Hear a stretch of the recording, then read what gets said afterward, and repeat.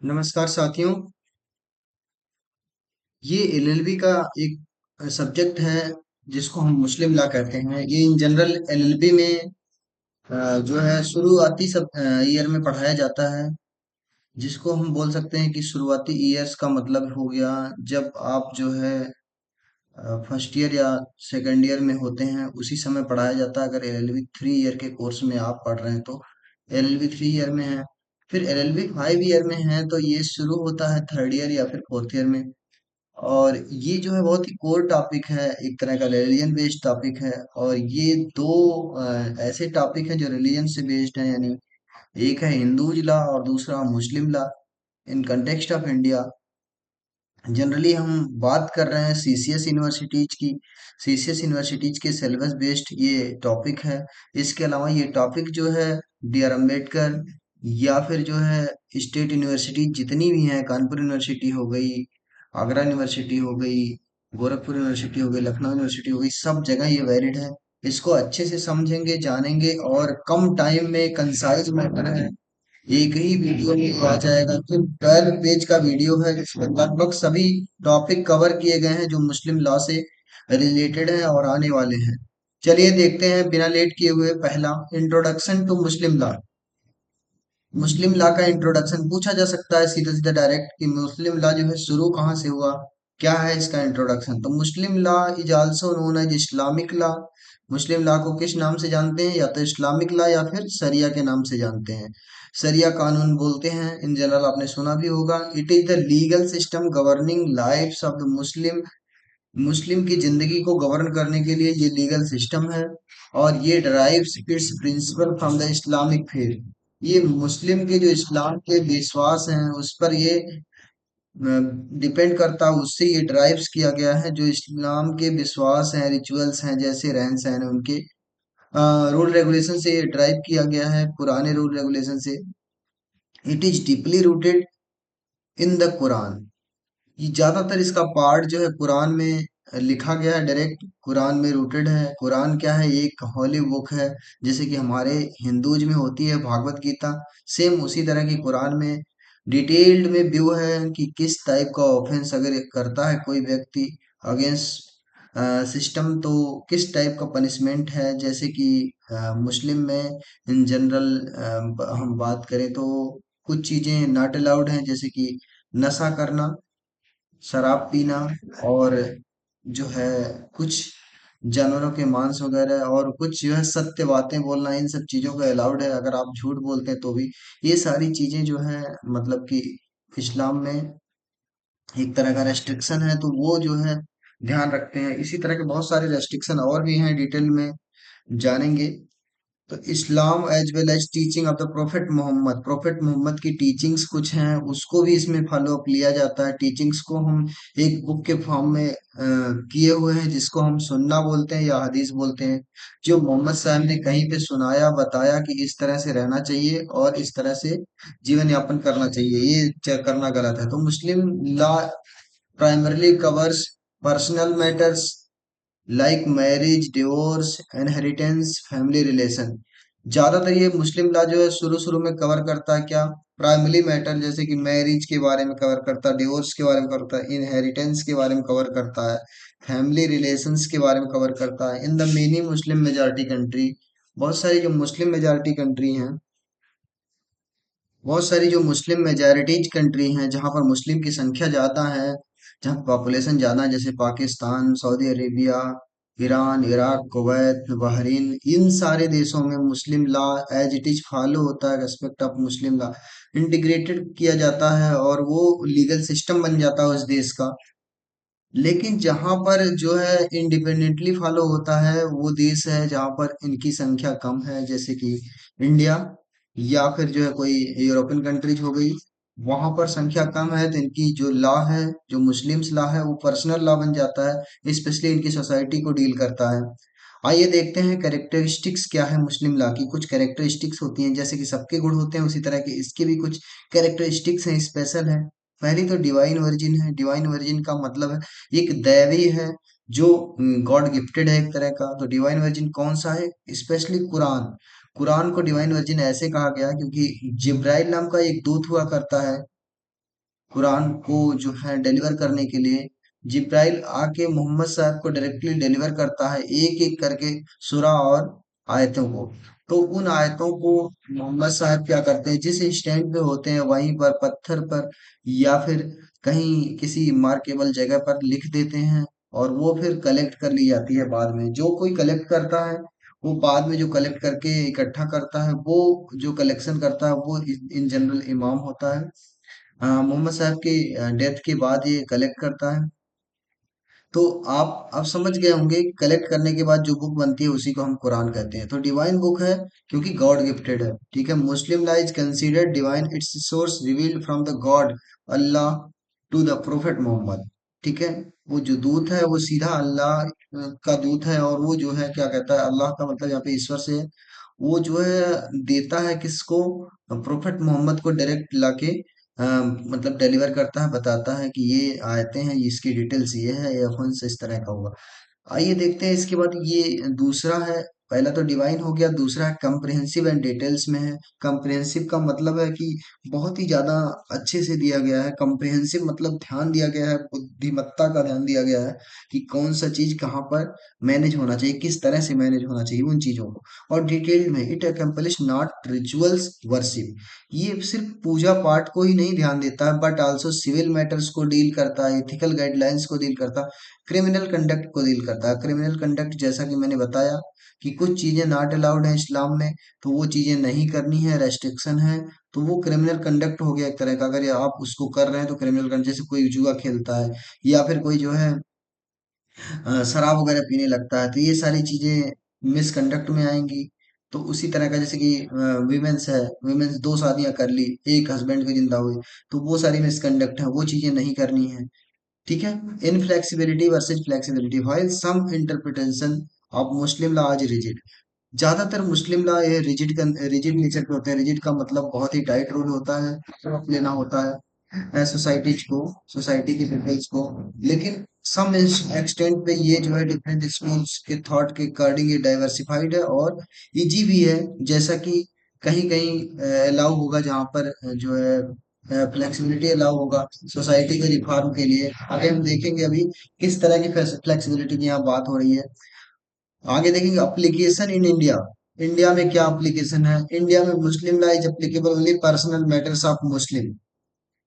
ठीक है, इंडिया में मुस्लिम लॉ सिर्फ और सिर्फ शरिया कानून के अंतर्गत शरिया एक्ट है, जो कि 1937 में अंग्रेजों ने पास किया है। उस एक्ट के थ्रू रियल लिया जाता है, और ये सिर्फ पर्सनल मैटर्स को डील करता है, यानी मुस्लिम सोसाइटीज के मैटर को डील करता है, ना कि और किसी मैटर को। ऑब्जेक्टिव क्या है मुस्लिम लॉ का, Muslim law aims to provide justice, equality, welfare with in a framework of ethical conduct. Muslim law specially क्या होता है कि इथिकल कंडक्ट मतलब सामाजिक कंडक्ट के बेस पे ये जो है क्या करता है, इक्वलिटी, जस्टिस और वेलफेयर को प्रोवाइड करता है। किसमें, मुस्लिम सोसाइटी में। The law is design to regulate the social relationship, ये लॉ क्या है, डिजाइन किया गया है इस तरह का कि रेगुलेट कर सके सामाजिक रिश्तों को, इंश्योर कर सके सबके राइट्स को, और मेंटेन कर सके सबके ऑर्डर्स को, जिससे कि कोई डिस्प्यूट ना हो मुस्लिम कम्युनिटी में, ज्यादातर चीजें थ्रू आउट चलती रहें। ठीक है, अब दूसरा टॉपिक यहाँ पर आएगा, सोर्सेज ऑफ मुस्लिम लॉ। अभी हमने इंट्रोडक्टरी देखा कि मुस्लिम लॉ कैरेक्टर क्या है, मुस्लिम लॉ का ऑब्जेक्टिव क्या है मुस्लिम लॉ का, और जो है इंट्रोडक्शन क्या है, कहाँ से ये ड्राइव हुआ। अब हम देखेंगे सोर्सेज, कहाँ से ये कहाँ कहाँ से ये मतलब इसका सोर्स क्या है, कहाँ से ये मिला है, मुस्लिम लॉ को कहाँ से गवर्न किया जाता है। तो बेसिक जो प्राइमरी सोर्स है उसके बारे में पहले ड्राइव करेंगे हम।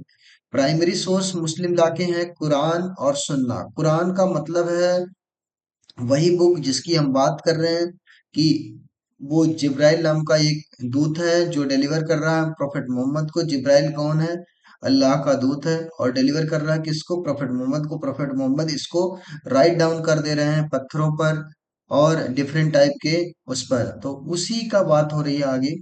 अब सुन्ना क्या है, सुन्ना की बात करेंगे तो सुन्ना एक जो है, the Sunnah consist of sayings, action and approvals of the prophet Muhammad. Sunnah consist करता है किसको, सुन्ना जो है उनके मोहम्मद साहब की जो भी बातें उन्होंने कही हैं, सामाजिक सुधार की बातें बोली हैं, उन सबको कंसिस्ट करता है। और ये क्या करता है सुन्ना, सुन्ना जो है एक तरह का, मतलब कि जो भी मोहम्मद साहब ने समझाया सोसाइटी के लिए, जो भी वेलफेयर हुआ, उन्हीं सबको एक बुक में गवर्न कर दिया गया, उसी को सुन्ना बोला गया। और उस सुन्ना को, जो बुक है, बुक का नाम जो है, वो रिकॉर्ड जो रखा गया है जिसमें, उसको हदीस बोलते हैं। और हदीस में जो कुछ भी है, उसको जो है, जो कुरान नहीं गवर्न कर पाता, उसको हदीस बताता है कि आप इस तरह से रहिए, इस तरह से फॉलो अप लीजिए सोसाइटीज को।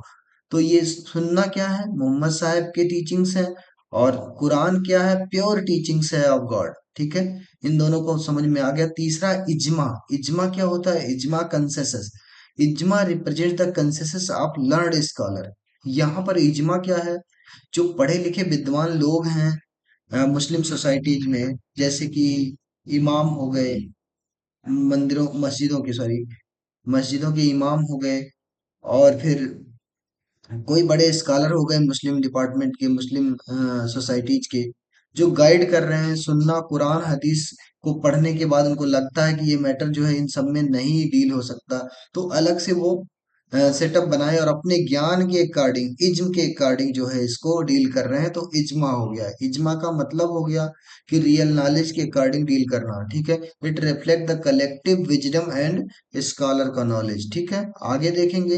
देखिए यहाँ पर क्या लिखा? रीजनिंग और विजडम ऑफ स्कॉलर का होगा, and consider binding of legal matter interpretation. ज्यादातर लीगल मैटर के इंटरप्रिटेशन में होगा, जहां कहीं डिस्प्यूट हो जाएगा वहां पर विद्वान लोग डिसाइड करेंगे क्या सही है, उसके अकॉर्डिंग डील करेंगे। जो कुरान और हदीस में डील नहीं हो पाएगा, वो इजमा डील करेगा। फिर कयास क्या होगा? कयास एनालिटिकल डिडक्शन लगाया जाएगा। Qiyas involves applying of reasoning to deduce the law new situations by comparing them similar cases from the Quran, Sunnah and इजमा।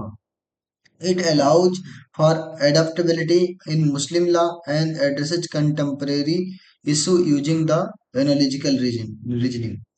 अब एनोलॉजिकल रीजनिंग के अनुसार कयास डील करता है किसमें? कयास क्या करता है कि सभी लॉ को एक साथ रख लेता है, और फिर देखता है कुछ ऐसी चीजें जो नहीं समझ में आ रही इन सब से, जो चीजें कुरान हदीस सुन्ना इन सब के सिमिलर हैं और सिचुएशन सिमिलर है, फिर भी नहीं समझ में आ रही, तो कयास लगाए जाते हैं। गेस किया जाता है कि किस इन तीनों सिचुएशंस पे क्या डील होगी, उसके अकॉर्डिंग ली जाती है डिसीजन। उसको हम एनालॉजिकल रीजनिंग बोलते हैं। मिलता जुलता रीजनिंग लिया जाता है उसका, मिलता जुलता तर्क वितर्क किया जाता है। ठीक है, आगे देखेंगे supplementary sources of Muslim law. Supplementary sources में क्या है? कस्टम्स, जो रीति रिवाज हैं पहले चलते हुए आ रहे हैं, उससे लिया गया कुछ चीजें होंगी। Local customs of recognised Muslim law, if they do not contradict with the principle of Quran and Sunnah, custom are particularly significant like to the marriage and property.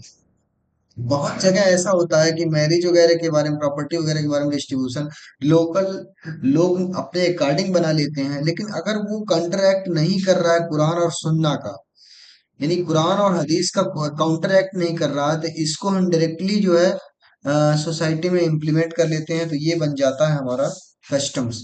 अगला है जुडिशियल डिसीजन। जुडिशियल डिसीजन मतलब जो भी supreme court, high court या फिर session court ने दे रखा है, सेशन कोर्ट या सिविल कोर्ट जो भी दे रखा है डिसीजंस को, डिस्ट्रिक्ट कोर्ट भी कह सकते हैं सेशन कोर्ट्स को, तो ये जो भी डिसीजन दे रखा है उसको हम फॉलो अप लेंगे और उसके अकॉर्डिंग फॉलो अप करें, तो ये हो जाएगा जुडिशियल डिसीजंस को हमने कंसीडर कर लिया।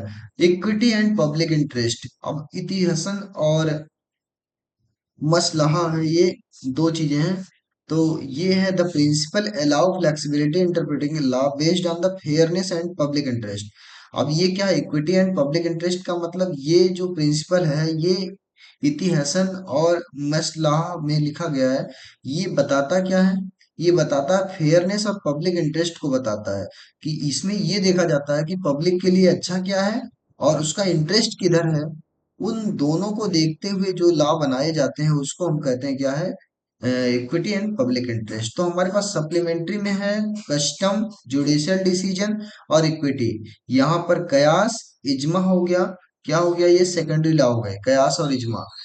प्राइमरी लॉ हो गया कुरान हदीस। तो हमने 3 सोर्सेज 4 सोर्सेज अच्छे से डिटेल में स्टडी किया। प्राइमरी में क्या हो गया? प्राइमरी में बात करें तो कुरान और हदीस आ गई। कुरान हदीस को हम सुन्ना भी बोल सकते हैं, कुरान और सुन्ना बोलिए। इसके बाद इजमा और कयास क्या हो गया, सेकेंडरी लॉ हो गए। इजमा क्या है? इजमा एक तरह का ज्ञान है जो मौलवी मौलानाओं ने आपस में, जो विद्वान है, स्कॉलर है मुस्लिम के, वो दिए। उसके अकॉर्डिंग जो उनको अच्छा लगा, जो कुरान और हदीस नहीं डील कर पा रही उस सिचुएशंस को डील किए, उसको हम बोलेंगे इजमा। और यदि कयास है, कयास का मतलब जो फिर मुस्लिम के जो लॉ स्कॉलर हैं वो डील कर रहे हैं किसको, जो इन्वॉल्व कर रहा है कुरान सुन्ना और इजमा, इन तीनों को एडॉप्टेबिलिटी को अलाउ कर रहा है मुस्लिम लॉ में। लेकिन देखता है एनालिटिकल रीजनिंग कि सब में से क्या समान है, इन तीनों में जो भी समान है उसको ज्यादातर यूटिलाइज किया जाए, तो वो कयास हो गया। कयास लगाए जाते हैं, अंदाजा लगाया जाता है, ठीक है। अगला है कस्टम्स से देखते हैं सप्लीमेंट्री में। अभी सेकेंडरी सोर्स देख लिया हमने, फिर हम सप्लीमेंट्री में देखेंगे। सप्लीमेंट्री सोर्स का मुस्लिम लॉ क्या हो? कस्टम हो गया, जुडिशियल डिसीजन हो गया, इक्विटी एंड पब्लिक इंटरेस्ट हो गया, ठीक है। आगे बढ़ेंगे। आगे बढ़ने के बाद हम देख रहे हैं schools of Muslim law. Schools of Muslim law का मतलब यहाँ पर है कि टीचिंग्स कैसे कैसे डाइवर्सिफाइड हुई हैं। तो Islamic legal system recognize different school and thought of the jurisprudence, ठीक है। These schools developed due to the different interpretation of the Quran, Sunnah, and leading distinct legal doctrine. Primary school is categorized Sunni and secondary school is categorized। Primary जो division है schools का वो सिया और सुन्नी में division हो गया। क्यों division हुआ है? क्योंकि कुरान सुन्ना में कुछ लीडिंग डिस्टिंक्ट डॉक्ट्रिन्स हैं। जो कुरान है, कुरान कुछ अलग कह रहा होता है और सुन्ना कुछ अलग कह रहा है। तो उन डॉक्ट्रिन्स के अकॉर्डिंग जो है कुरान के फॉलोअर जो होते हैं उनको हम कहते हैं कि वो सिया हैं, और जो सुन्नी है वो सुन्ना के फॉलोवर होते हैं ज्यादातर। कुरान को सेकेंडरी रखते हैं, पहले वो सुन्ना यानी मोहम्मद साहब की जो बातों को, जो मोहम्मद साहब की टीचिंग्स है उसको ज्यादा फॉलो अप ले रहे होंगे, तो वो हो जाएगा सुन्ना। तो देखते हैं सुन्नी स्कूल्स ऑफ लॉ कुछ डिटेल्स में। Hanafi school of law founded bye Islam Abu Hanifa. कौन फाउंड कर रहा? हनीफा ने फाउंड करा, अबू हनीफा, इस्लाम अबू हनीफा ने फाउंड किया है, ठीक है। इमाम है ये, इमाम Abu Hanifa. Hanafi school is also earliest and most widely used followed in the Sunni school. ये बहुत सबसे पहले का स्कूल्स ऑफ लॉ है, पहला ये लॉ है, इन्होंने ही दिया है। क्या दिया है? It is widely flexibility and कयास। इसमें ज्यादातर फ्लेक्सिबिलिटी है कि कयास का यूज किया जाए, ठीक है, कयास का यूज किया जाए। और कयास का यूज का मतलब है एनालिटिकल रीजन लगाया जाए इन तीनों बुकों में। किसमें? कुरान, हदीस और सुन्ना की बुकों में। इन तीनों बुकों में जो है एनालिटिकल रीजन लगाया जाए, जो भी सही हो उसको यूज किया जाए। तो हनाफी जूरिस्प्रूडेंस ये डील करता है कि थोड़ा सा फ्लेक्सिबिलिटी दी जाती है इसमें। तो ये प्रैक्टिस करा जाता है कहाँ पे? टर्की में, साउथ एशिया में, इजिप्ट में, बाल्कन्स में, ठीक है। आगे देखते हैं मलिकी स्कूल सपला। This schools founded by the imam Malik. ये कौन है? इमाम मलिक ने इसको फाउंड किया है। एम्फेसाइज किस पर करता है ये? Adherence to the tradition of the people in Medina and relies heavily on the ijma. ये क्या करता है? Maliki schools of law tradition follow करता है, किसका? मदीना का। मदीना में जो कुछ भी घटा, जैसे भी हुआ, उसके ट्रेडिशंस को, उसके परंपरा को फॉलो अप लेता है और रियलाई करता है हैविली ऑन इजमा पर। इजमा पर ये ज्यादा फोकस करता है। इजमा मतलब अभी थोड़ी देर पहले बोला कि मौलवी मौलानाओं का ज्ञान जो जो है डील नहीं कर पा रहा है। कौन? कुरान और हदीस दोनों नहीं, कुरान और सुन्ना दोनों डील नहीं कर पा रही हैं। उन न्यू मैटर्स को डील करने के लिए जो भी स्कॉलर्स हैं मुस्लिम, जो अच्छे से ज्ञानी है उसके उस उन लोगों के द्वारा जो है दी गई लॉ, उसको हम कहेंगे इजमा। Maliki law is practice in the North and West Africa. North और वेस्ट अफ्रीका में प्रैक्टिस की जाती है, ठीक है। Shafi schools of law. Shafi schools क्या है? इमाम अल सैफी ने इसको दिया। Schools category strict adherence the Quran and Sunnah. अब ये साफी स्कूल क्या करता है? कुरान और सुन्ना के स्ट्रिक्ट अधेरेंस को देता है, और ये लेस फ्लेक्सिबल एक्सेप्टेंस ऑफ कयास।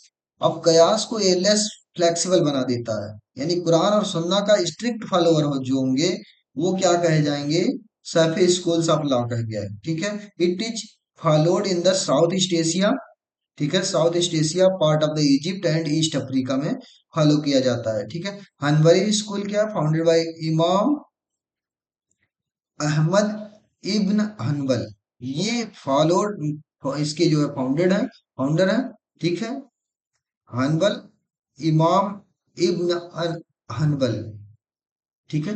Hanbali school is consider most conservative Sunni schools, सबसे ज्यादा कंजर्वेटिव सुन्नी स्कूल में माना जाता है। कंजर्वेटिव का मतलब बहुत ही ज्यादा कंजर्व करता है क्या, द मिनिमम प्लेसेस रियलाइज कयास एंड इजमा, जितना कम से कम हो सके कयास और इजमा का यूज किया जाए, and preferring direct interpretation of Quran and सुन्ना, कुरान और सुन्ना को ज्यादातर फॉलो लिया जाए। तो हनबली जो practice in the Saudi Arabia. ठीक है, सऊदी अरेबिया में यही स्कूल प्रैक्टिस की जाती है। तो हमने देखा हनबली और साफी।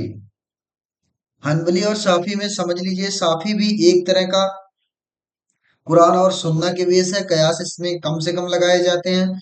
Same to same Hanbali school में भी है, सुन्नी स्कूल है और बहुत ही ज्यादा कंजर्वेटिव स्कूल है। ये सऊदी अरेबिया में फॉलो अप लिया जाता है और इसमें क्या है, कुरान और सुन्ना से ही इंटरप्रिटेशन लिया जाता है। इसमें कयास और इजमा का कोई ज्यादा इंपॉर्टेंस नहीं है। आगे बढ़ेंगे इसी में। सिया स्कूल्स ऑफ लॉ कुछ हैं। सिया स्कूल के कौन कौन से, जाफरी स्कूल्स ऑफ लॉ, जैरिया school, Ismaili school. Jafari school क्या कहता है, main Shia school of law founded by imam al Zafar Al Sadiq. It is places strong emphasis on the region of considered ijma, qiyas, differently from the Sunni jurisprudence। कह रहे हैं कि इसमें जो है कंसीडर किया जाता है इजमा और कयास को सुन्नी से डिफरेंट करके। ठीक है, अलग तरीके से इसका फॉलो अप लिया जाता है। सुन्नी क्या करते थे कि सुन्नी में क्या था, फॉलो अप लिया जाता था कुरान और हदीस का। इसमें कुरान के स्पेशली मैटर्स को फॉलो अप लिया जाएगा, हदीस को थोड़ा सा लेस इंपॉर्टेंस दिया जाएगा। तो ये इजमा और कयास का इंपॉर्टेंस होगा, इस तरह का ये फॉलो अप लिया जाएगा, थोड़ा अलग तरीके से इसकी प्रैक्टिस होगी। ठीक है। Jafari school is practice in Shia Muslim देश, ईरान, इराक एंड लेबनान में। ईरान, इराक, लेबनान और बहरीन में ये फॉलो अप लिया जाता है। जैदिया स्कूल प्रैक्टिस जैदिसिया among in the school except only first 5 इमाम। ये क्या करता है, ये स्कूल शुरू के 5 इमाम को प्रैक्टिस करता है, मोहम्मद साहब के बाद जो इमाम हुए, जैसे कि हजरत इस्माइल हो गया, या फिर अली हो गया हजरत, या फिर जो है और भी सारे जो हुए, उनके 5 जो क्लोजर हुए, उन्हीं अलाइनमेंट को ये फॉलो अप लेता है। उसके बाद ये अलाइनमेंट फॉलो अप नहीं लेता with Sunni principles, specially Hanafi schools को फॉलो अप लेता है। ठीक है। अगला है Ismaili school. The Ismaili school follow distinct Siya jurisprudence. Jurisprudence Siya की जो रूल्स हैं वो एकदम बिल्कुल डिस्टिंक्ट हैं, based on the teaching of their इमाम। जो इमाम ने टीचिंग करी है उस 5 इमाम की बात कर रहा, focusing esoteric and interpretation the guidance of living leaders. Esoterics का मतलब बहुत ही गुप्त संदेश, एक तरह का गोपनीय रूल रेगुलेशन इंटरप्रिटेशन जो दिया है, और गाइडेंस ऑफ लिविंग लीडर, जो जिंदा लीडर हैं उनके गाइडेंस पे ये फॉलो अप होता है। स्माइली स्कूल्स, जिंदा लीडर्स का मतलब इमाम हो गए, इमाम जो भी कहेगा समझाएगा, इस तरह से रहना, इस तरह से फॉलो अप लेना, तो उस तरह के रूल रेगुलेशन। ठीक है। अप्लीकेबिलिटी ऑफ मुस्लिम लॉ देखेंगे, कहाँ कहाँ अप्लीकेबल है ये मुस्लिम लॉ। तो हम देखेंगे the legal context applicable of Muslim law refer the situation and circumstances under the Islamic law and apply the different specially in the countries like in the Divers legal system. Diverse legal system जहां कहीं भी है वहां पर ये apply होगा। मुस्लिम law जो है कहाँ कहाँ अप्लीकेबल होगा इसको देखेंगे हम। अभी देख ही रहे थे कि कहाँ कहाँ अप्लीकेबल होगा ये। मुस्लिम लॉ स्पेशली कहाँ कहाँ अप्लीकेबल होता है, तो मुस्लिम लॉ अप्लीकेबल है पर्सनल लॉ सिस्टम में। जहां भी पर्सनल लॉ होगा वहां पर मुस्लिम लॉ अप्लीकेबल होगा। पर्सनल लॉ का मतलब in the countries like India, Muslim law is primarily applies as a personal law. Personal law का मतलब वो सोसाइटल लॉ है। This means it governs a specific aspect of Muslim individual lives, marriage, divorce, inheritance, guardianship, family issue, इन सब चीजों को जो है कौन गवर्न करेगा? मुस्लिम लॉ गवर्न करेगा। ये चीजें यहाँ पर मेंशन की गई हैं। However the matters like crime, अगर कोई क्रिमिनल किया, क्राइम बना, कमर्शियल लॉ हो गया, प्रॉपर्टी लॉ हो गया, प्रॉपर्टी राइट हो गया, सेकुलर लॉ, स्टेट से रिलेटेड लॉ, तो ये सारे गवर्न होंगे आपके इंडियन पिनल कोड से, सीआरपीसी से। वो इट अप्लाई टू, कौन इसको अप्लाई करेगा? Muslim law is generally applicable to individual who are in Muslim by birth, non Muslim are not bound to follow the Muslim personal law. In the cases mixed marriage, Muslim law some extent तक apply होगा। Certain rules and regarding the marriage succession may be influenced by the personal law. Both parties में secular law of the country, ठीक है, both parties are bind by the secular law. यदि जो है मतलब कि ऐसा मैरिज होता है जिसमें मुस्लिम और नॉन मुस्लिम की शादी होती है, उस केस में जो है क्या होगा कि वो बाउंड नहीं है, लेकिन कुछ हद तक बाउंड हो सकते हैं उनके लॉ सक्सेशंस वगैरह में, ठीक है। स्कोप एंड लिमिटेशन, स्कोप और लिमिटेशन क्या है? Islamic law applicability is often subject to the constitutional and legal framework with in a country. ये क्या है? इस्लामिक लॉ कुछ कंट्रीज में, जो कंट्रीज मतलब मुस्लिम कंट्रीज है, कॉन्स्टिट्यूशनल एंड लीगल फ्रेमवर्क वहां बन गई है। Some countries like the instance, for instance legal religious law applies only the personal matters if they do not conflict public policy and fundamental rights of it contract the Islamic countries sharia may serve as the both personal and the public law। जहां कहीं भी इस्लाम ज्यादा dominate हो रहा है वहां पर शरिया जो है पब्लिक और प्राइमरी दोनों ला बन जाता है। और कुछ मॉडिफिकेशन भी होते हैं, जैसा कि आपने देखा है कयास और फिर इज्मा को, ठीक है, broadly criminal and civil matters को डील करने लगता है। तो ये तीन जगह एप्लीकेबिलिटी है पर्सनल लॉ में, जैसे कि इंडिया में कौन अप्लाई कर सकता है? तो मुस्लिम सोसाइटी अप्लाई हो करेगी। यदि शादी मुस्लिम नॉन मुस्लिम से हुई है तो उस केस में कुछ एक्सटेंट तक मुस्लिम लॉ अप्लाई होगा, कुछ एक्सटेंट तक उसका दूसरा वाला जो पार्ट है यानी नॉन मुस्लिम लॉ भी अप्लाई होगा। तो इस तरह से वो सेकुलर लॉ भी अप्लाई हो सकता है वहां पर, ठीक है। आइए देखते हैं marriage in Muslim law. Muslim law में मैरिज का सिस्टम क्या है? तो मुस्लिम लॉ में मैरिज के बारे में कहा गया है निकाह। मैरिज को ये लोग बोलते हैं क्या है? ये निकाह है, ठीक है। तो निकाह के बारे में हम देखेंगे। मुस्लिम मैरिज निकाह is considered a contract rather than sacrament.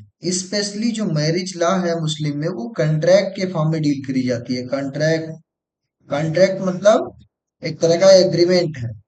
कौन सा एग्रीमेंट है? कॉन्ट्रैक्ट एग्रीमेंट है। जैसे कि कॉन्ट्रैक्ट एक लॉ हुआ करता है, उसके अकॉर्डिंग डील किया जाता है। कॉन्ट्रैक्ट ठेका एक तरह का, ठीक है। ये एक तरह का हमारी जैसे हिंदू सोसाइटी है वहां पर माना जाता है कि शादी क्या है? सेक्रामेंट है।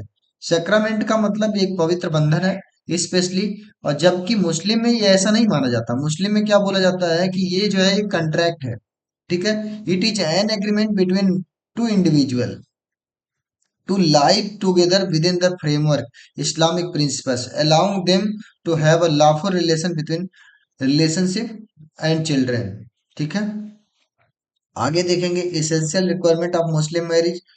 मुस्लिम मैरिज के लिए क्या क्या जरूरतें हैं?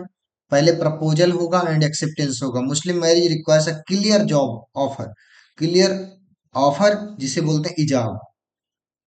कौन सा ऑफर? शादी के लिए क्लियर ऑफर होना चाहिए, जिसको हम क्या बोल रहे हैं? इजाब by one party.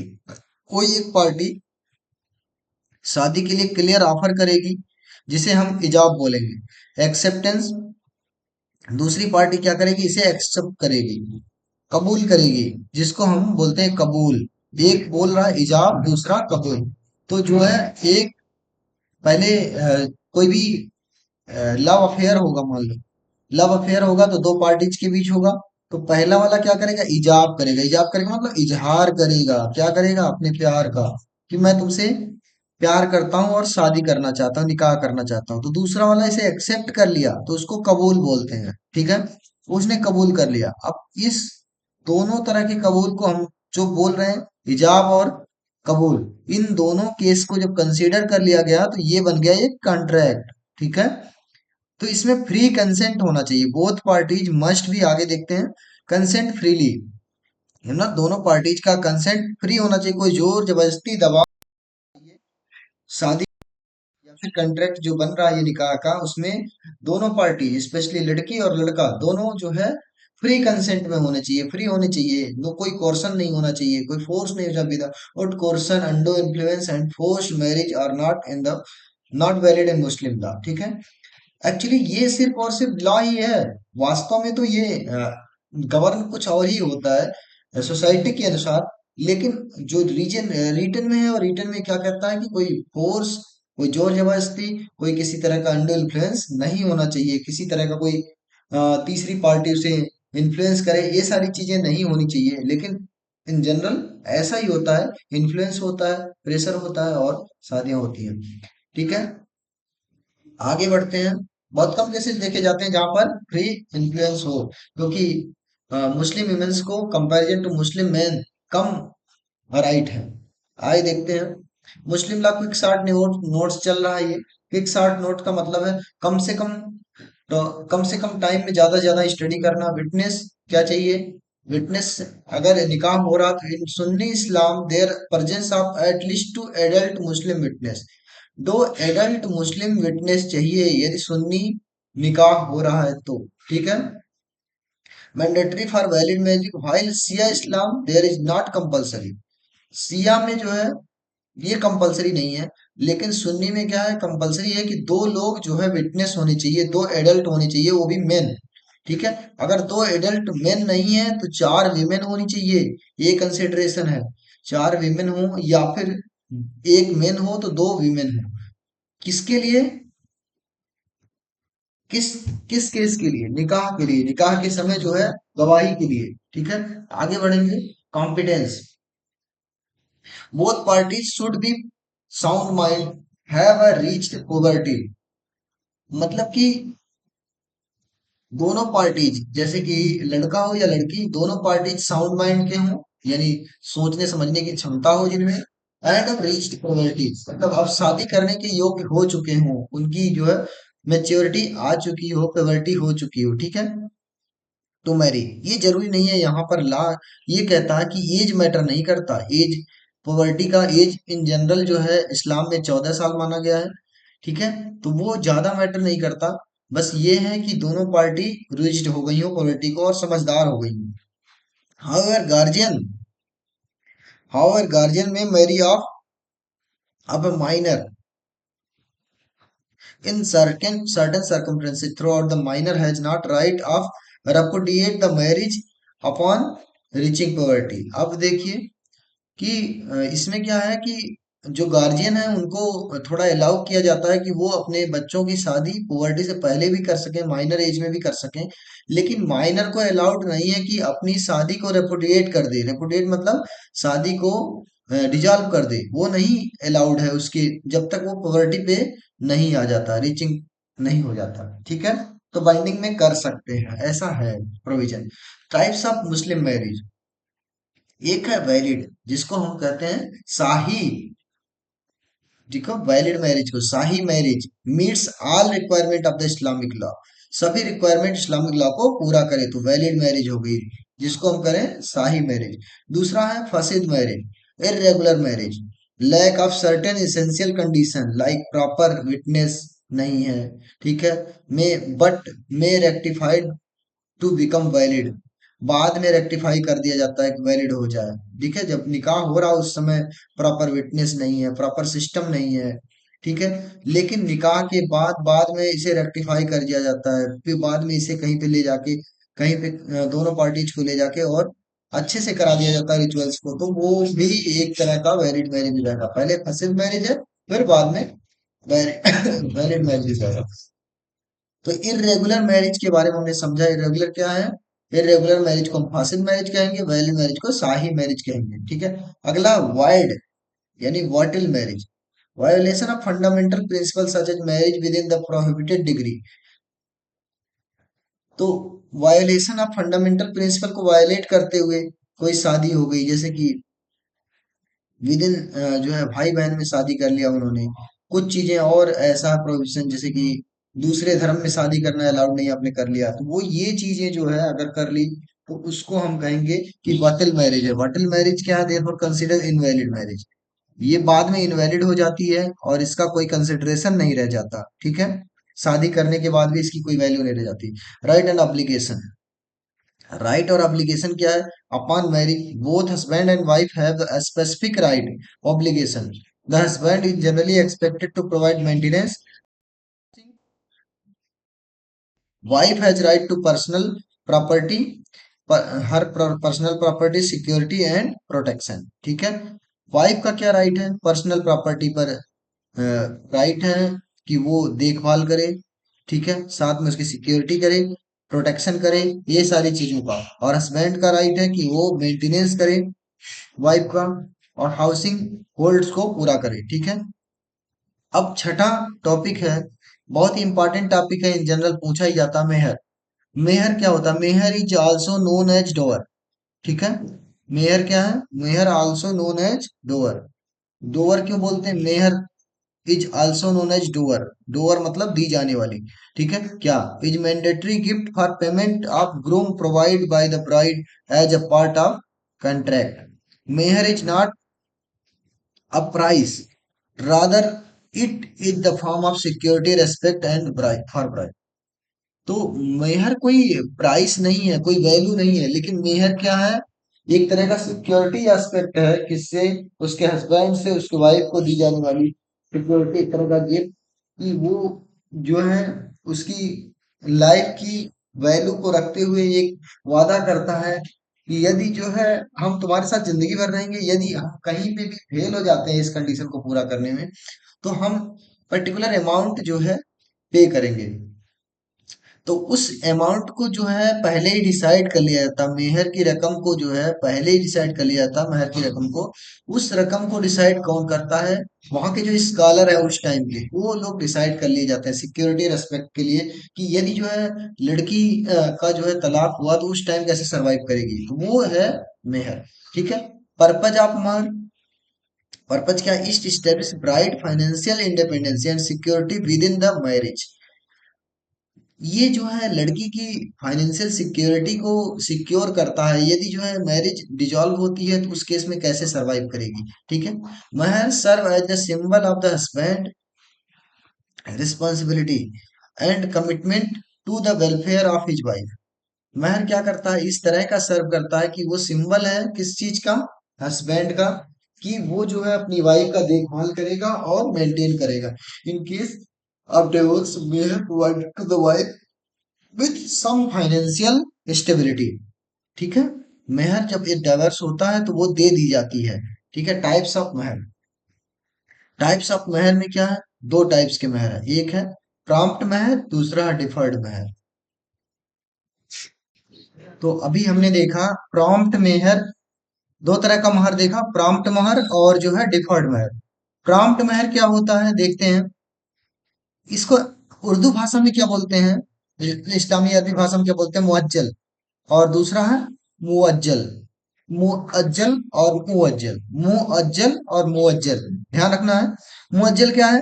Paid immediately upon the marriage act at a time of निकाह।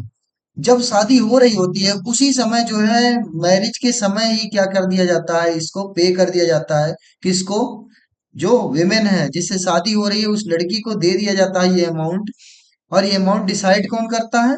सोसाइटी में जो लोग हैं वो स्टेटस के अकॉर्डिंग डिसाइड करते हैं, गेस्चर गुडविल के लिए।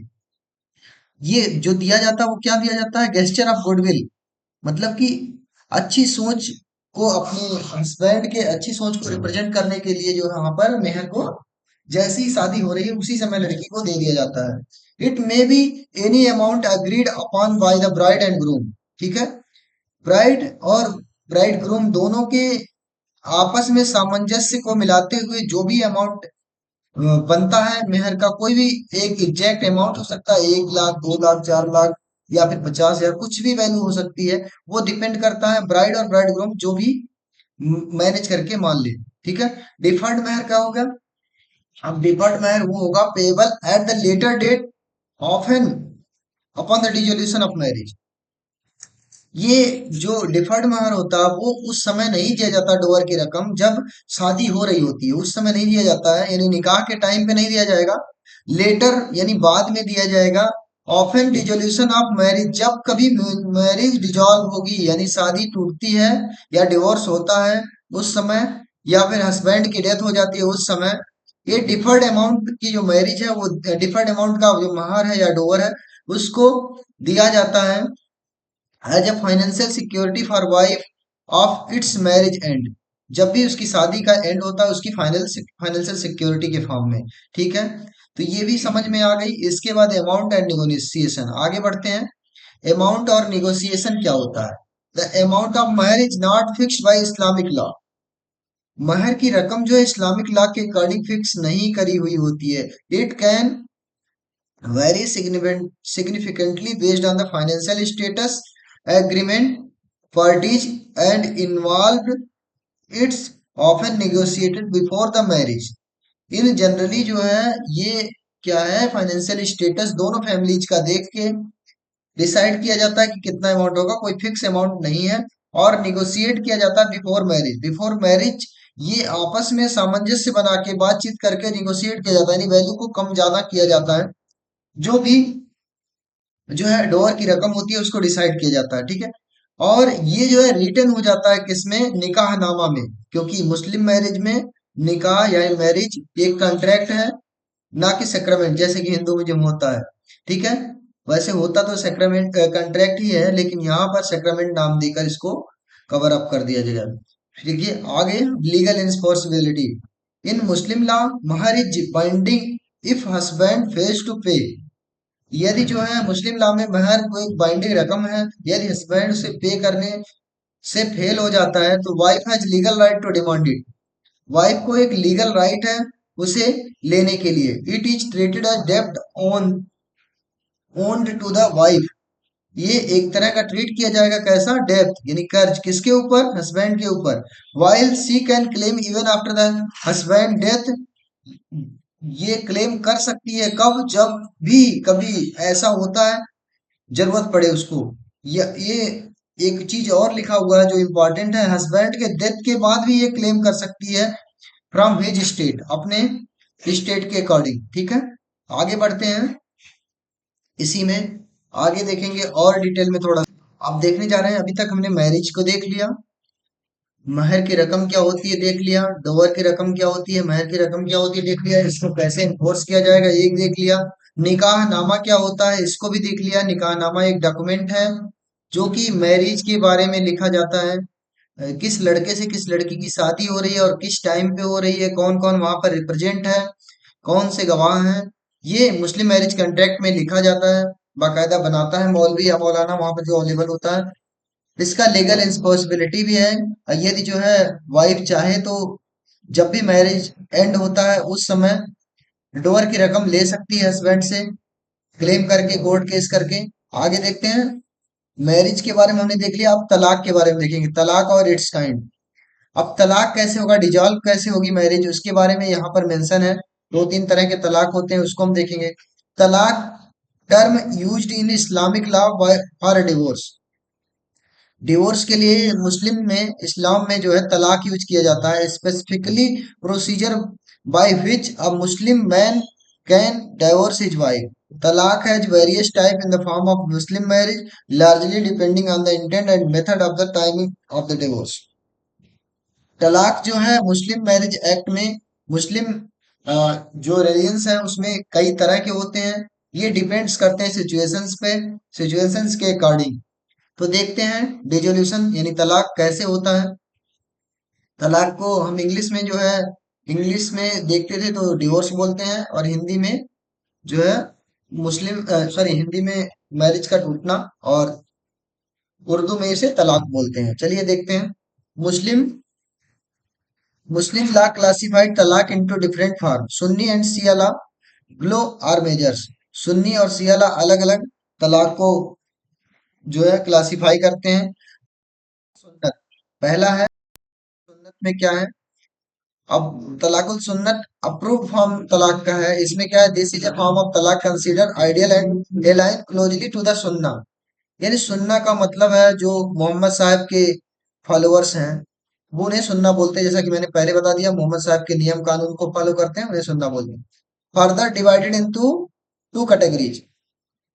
अब तलाक उल सुन्नत दो कैटेगरी में डिवाइड है, पहले है तलाक हसन, फिर तलाक हसन।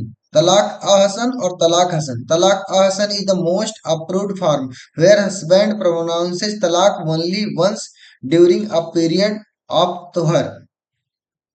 ठीक है, ये ध्यान देना है कि हस्बैंड जो है तलाक वर्ड को अपनी वाइफ के सामने कब, purity between the menstrual cycle, जब मेंस्ट्रुअल साइकिल चल रही हो उस समय, यानी मेंस्ट्रुअल पीरियड के टाइम पे देता हो। Purity between the menstrual cycle, यानी purity between the menstrual cycle का मतलब जब, सॉरी यहाँ पर थोड़ा सा डिफरेंस है, मेंस्ट्रुअल साइकिल के बाद, यहाँ पर ध्यान देने योग्य बात है, मेंस्ट्रुअल साइकिल के बाद की बात हो रही है। जब हस्बैंड तलाक दे सकता है जब एक नॉर्मल पीरियड चल रहा हो वाइफ का, यानी कोई पीड़ादायक पीरियड ना हो उस टाइम पे, यानी नॉर्मल पीरियड में जब प्योर टाइम चल रहा हो उस टाइम पे कभी भी हस्बैंड जो है प्रोनाउंस कर सकता है वर्ड को कि मैं तलाक दे रहा हूँ। ठीक है, इस तलाक को कंसिडर पीरियड ऑफ तोहर and abstain from the intercourse, और उस समय जो है कोई इंटरकोर्स नहीं करता है। ठीक है, the wife must observe a waiting period known as iddat after which talaq becomes irrevocable. मतलब ये है कि तलाक हसन क्या कहता है, तलाक हसन ये कहता है कि एकदम बहुत ही रूल रेगुलेशन के साथ जब भी प्योरिटी पीरियड चल रहा हो, आपस में ना बन रही हो, दोनों अलग अलग रह रहे हो, और उस केस में क्या है, कोई इसी तरह का कोई इंटरकोर्स ना हो, तो उस केस में हस्बैंड जो है तलाक वर्ड को प्रोनाउंस कर सकता है, बोल सकता है अपनी वाइफ से कि मैं तलाक दे रहा हूं तुझे। और फिर वो तलाक जो है, तलाक जिस दिन ये बोलता है, जिस दिन प्रोनाउंस करता है उससे 3 मंथ तक, 3 मंथ तक क्या हो जाएगा, वाइफ के लिए हो जाएगा उसका इद्दत पीरियड। इद्दत पीरियड वो होता है जिसमें वाइफ जो है हस्बैंड के साथ नहीं रहेगी लेकिन उसके घर में रहेगी, और उस इद्दत पीरियड के दौरान हस्बैंड की जिम्मेदारी है कि उसको मेंटेन करे, यानी खाना पीना रहने की व्यवस्था करे। ठीक है, इसके बाद जो है जब ये 3 मंथ पूरा हो जाएगा तो ये तलाक इररिवोकेबल हो जाएगा, यानी फिर से अब इसे रिवोक नहीं किया जा सकता और वैलिड हो जाएगा। तो ये वाला जो फॉर्म है ये बहुत ही अच्छा फॉर्म है माना जाता है मुस्लिम मैरिज डिजोल्यूशन में। इस वाले फॉर्म में इजली जो है तलाक देने का तरीका यही है कि जब जो है प्योरिटी पीरियड चल रहा हो उस टाइम पे हस्बैंड प्रोनाउंस करे, और जो है 3 मंथ का वेटिंग पीरियड दे। 3 मंथ का वेटिंग पीरियड क्यों दिया जाता है, ये डिसाइड करने के लिए क्यों, ड्यूरिंग इंटरकोर्स, यदि जो है शादी के दौरान या आपस में साथ रहने के दौरान कोई जो है चाइल्ड टिक गया हो, बच्चा टिक गया हो पेट में, तो वो पता चल जाए, कहीं ऐसा तो नहीं है कि शादी के बाद जो है हम डिवोर्स ले रहे हैं और मेरा बच्चा वहां पे टिका पड़ा, तो वो दिक्कत ना पैदा हो, या इसलिए ये की जाती है। 3 मंथ का इद्दत पीरियड दिया जाता है, इससे वाइफ को कंफर्मेशन मिलता है। ठीक है, आगे बढ़ते हैं। ये पहले की व्यवस्था है इद्दत पीरियड, इसका कुछ मीनिंग अलग अलग निकालते हैं लोग, लेकिन यहाँ पर लिटरल मीनिंग इसका यही होता है जो स्कॉलर्स ने पहले सोचा होगा उस टाइम पे। आगे देखते हैं, तलाक हसन। तलाक हसन क्या होता है, in this form husband pronounce तलाक 3 times during 3 consecutive successive periods of टू हर। अब देखिए ये क्या है, इस फॉर्म में और इस फॉर्म में अंतर है। द मोस्ट अप्रूव्ड फॉर्म है एक बार प्रोनाउंस कर देगा only once during the period of तुहर। ठीक है, and abstain from the intercourse, और उसके साथ रहने से मना कर देता है, अब्सटेंट हो जाता है, दूर हो जाता है इंटरकोर्स से, तो उसको हम क्या कहेंगे, ये जो है अब क्या है, तलाक का पीरियड शुरू हो गया, इद्दत पीरियड शुरू हो गया, और बाद में 3 मंथ बाद वो इररिवोकेबल हो जाता है। और दूसरा तलाक हसन है जिसमें क्या है, हस्बैंड तलाक वर्ड को 3 टाइम बोलेगा वाइफ के सामने, सक्सेसिव 3 टाइम बोलेगा। ठीक है, during the 3 successive period of तुहर, यानी 3 बार जो सक्सेसिव पीरियड है तुहर का, तुहर का मतलब प्योरिटी पीरियड। प्योरिटी पीरियड का संदर्भ यहाँ से वो है जो मेंस्ट्रुअल साइकिल्स के बीच का पीरियड होता है। ठीक है, आगे देखेंगे between talaq repetitive or thrice and it become irrevocable after the third pronouncement. इसका मतलब है यदि उसने 3 बार बोल दिया, तलाक तलाक तलाक 3 बार बोल दिया अपनी वाइफ के सामने, तो ये इर्रेवोकेबल है, यानी इसे वापस नहीं ले सकता है। अब तलाक अपनी वाइफ को दे चुका है। अब क्या होगा, इसके बाद वही 3 मंथ का इद्दत पीरियड चलेगा। इसके बाद वो वाइफ अपना व्यवस्था करे अलग होने की। ठीक है, आगे देखते हैं तलाकुल बिद्दत। अब इसके बाद क्या है, दूसरा फॉर्म है तलाकुल सुन्नत था अभी, जो ट्रेडिशन है, अप्रूव फॉर्म है। दूसरा है तलाकुल बिद्दत।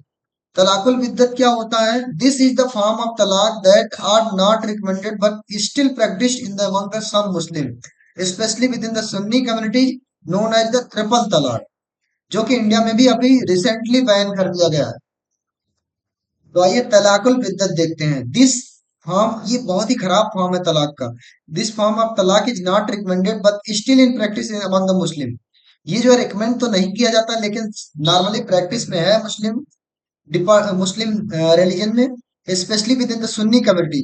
सुन्नी कम्युनिटीज में ये प्रैक्टिस में रहता है, नोन एज ट्रिपल तलाक। It involve the instant pronunciation of 3 times one sitting. एक बार बैठ के 3 बार उसने तलाक वर्ड का जो है यूज कर दिया वाइफ के सामने, तो वो जो है तलाक हो जाता है। इसमें तलाक इंस्टेंट हो जाता है, यानी तुरंत हो जाता है। इस तलाक को जो है हम अप्रूव फॉर्म में नहीं बोलते, लेकिन ये है कि ये भी प्रैक्टिस में है और चल रहा है। ठीक है, और स्पेशली ये सुन्नी कम्युनिटीज फॉलो करती हैं।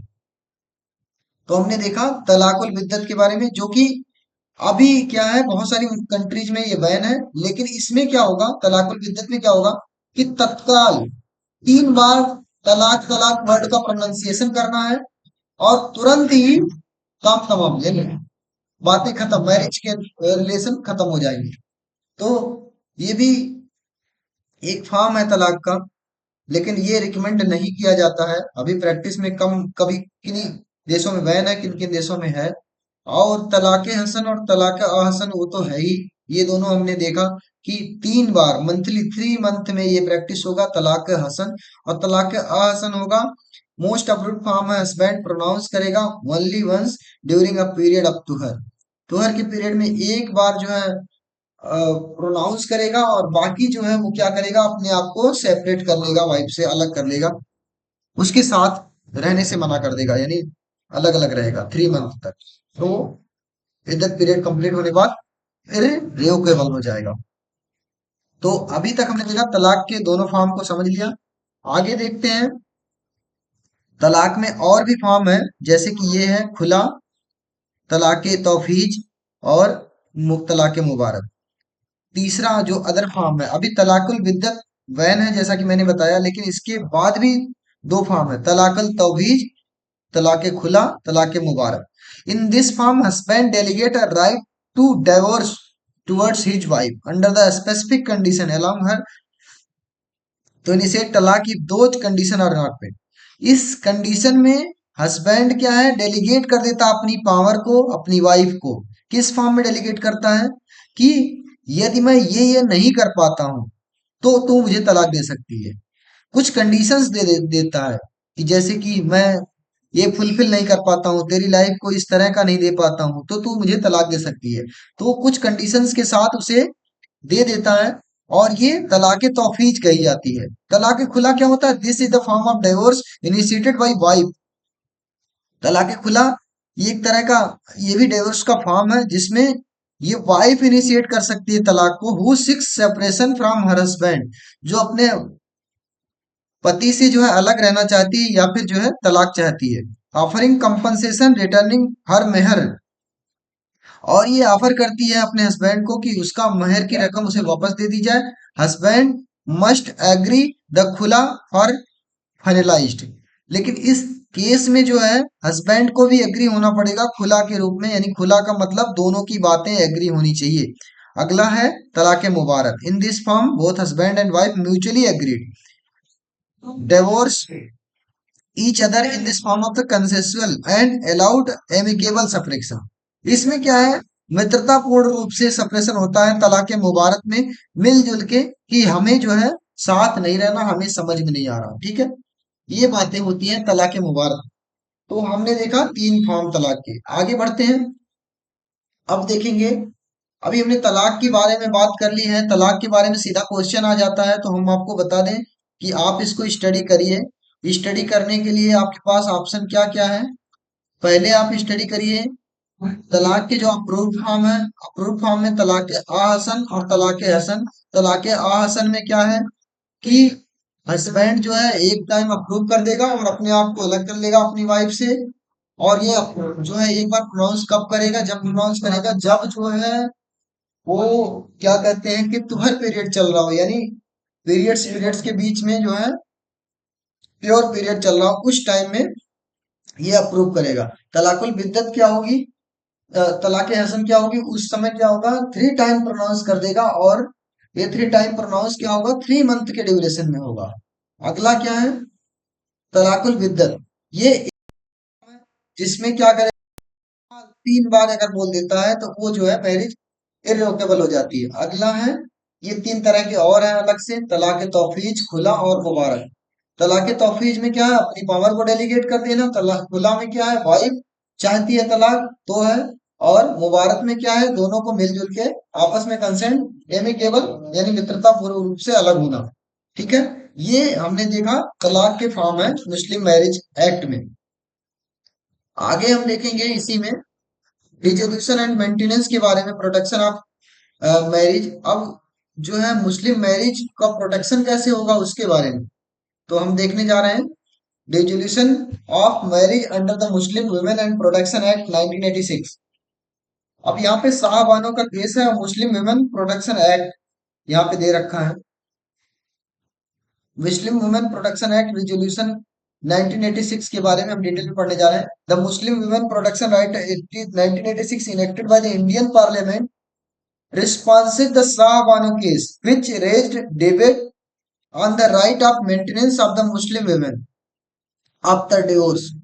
डिवोर्स के बाद जो है मुस्लिम वुमेन की कंडीशन बहुत ही दयनीय हो जाती है। उस कंडीशन में कैसे वो रहेगी तो उसके बारे में, मेंटेनेंस के बारे में यहाँ पर कुछ की प्रोविजन दे दिए गए हैं जो इंडियन पार्लियामेंट से पास हुए थे।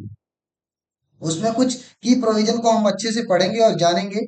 इसको हम नेक्स्ट लेक्चर में समझने की कोशिश करेंगे डिटेल में।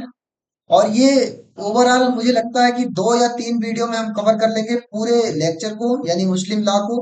तो आप बिना टेंशन के चैनल पर बने रहें और वन बाय वन करके आप देखते रहें। धन्यवाद।